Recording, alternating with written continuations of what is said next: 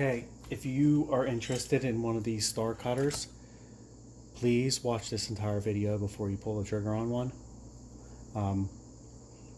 If depending on what platform you're on, like what forum you saw this on that I belong to, or maybe it was just YouTube, there'll be a link to my Etsy store that I created that you could purchase this from.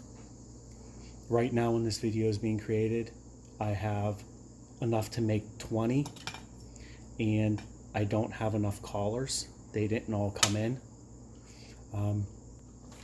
First, these are the originals. These are probably 10 years old. They actually work really well and I've probably used it a bajillion times. The new ones, one of the radical differences is the overall diameter of the cutting wheels. They are much larger than the one on here. And the reason why I did that is you could actually cut stars with this, probably an inch thick.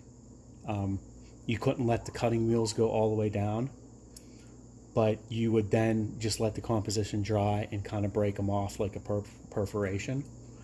But what you're going to get is you're going to get 20 cutting wheels, a minimum. You'll at least get 20, but they're very thin and it's actually difficult to try to make sure they're all separated. And to show you how thin they are, this is at least 20 of these cutting wheels. And most of you are probably going to email me and say, hey, I only got 14 cutting wheels, but I assure you, you got 20.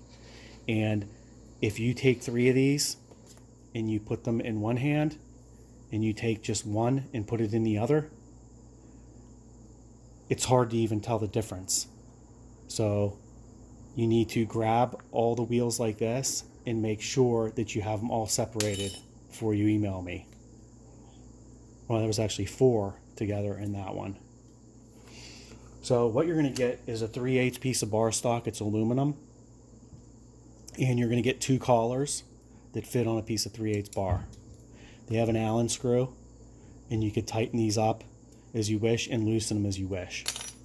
You're going to get a load of spacers.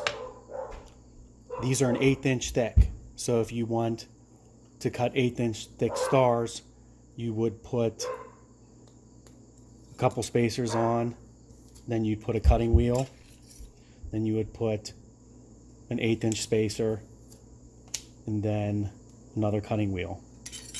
If you wanted to do, say, 1/4 inch or 3/8 stars, if you wanted to do 3/8, you would put 3/8, 3 spacers, and then you would have something like so.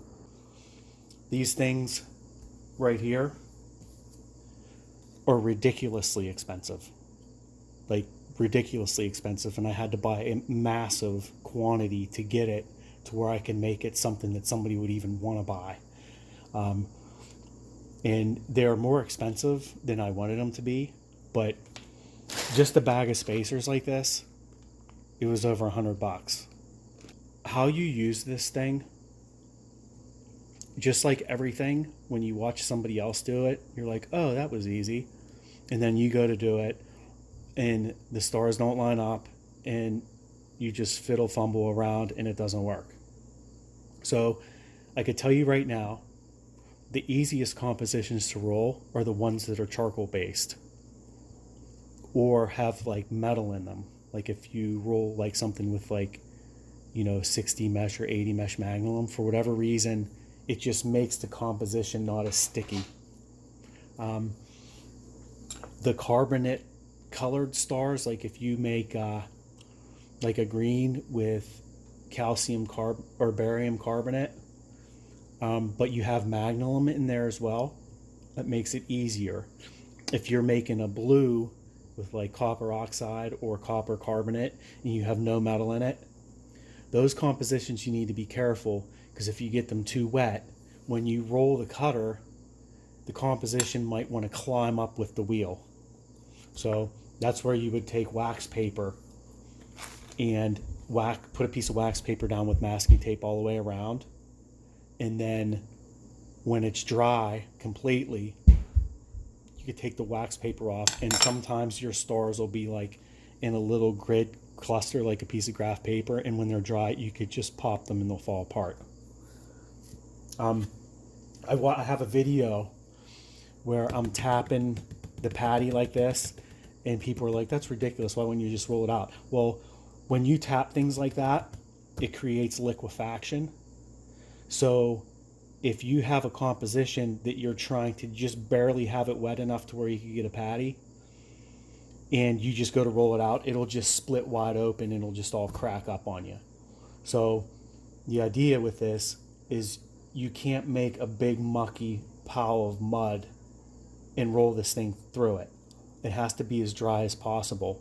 And you'll find out that some compositions, you could probably have them like peanut butter and it'll cut right through it like butter. So you're going to get at least 20 cutting wheels and a bunch of these just to cover all the bases of what you might need. When you do a bigger star, you might not use all your cutting wheels. And you have to remember too, these are spring steel. They're thin, but they will rust. And oxidizers accelerate corrosion probably magnificently than without it. So when you're done using this, what you should do is you don't have to take the cutter apart, but blow it with compressed air, and then make sure you get all the water out of it and spray it with a light film oil like liquid ranch or WD-40, or even probably like PAM, like non-stick cooking spray would probably work just fine too. If you just leave these out after washing them with soapy water once, there's a film oil on them now, but if you just leave it raw metal, it's probably going to just rust with humidity if you just left them in the garage all the time. If that does happen to you or you forget to clean it, which I've done already is forget to clean it, I used just like a little brass brush and some soapy water to get all the composition off of it, and then took this apart and got a Scotch-Brite pad and just polished them up with the Scotch-Brite pad, and then you'll be back to normal again.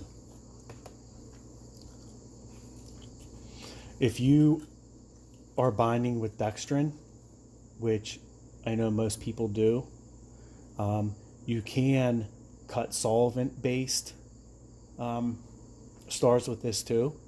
These are nylon and they are solvent resistant. You would have to soak this in probably lacquer thinner for an extended period of time before it would start to break down. Like people, I know there's some people that make like the rubber stars.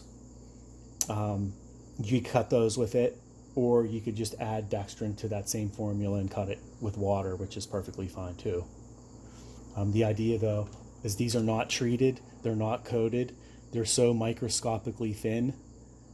It's probably the same thickness as a piece of 30-pound craft paper.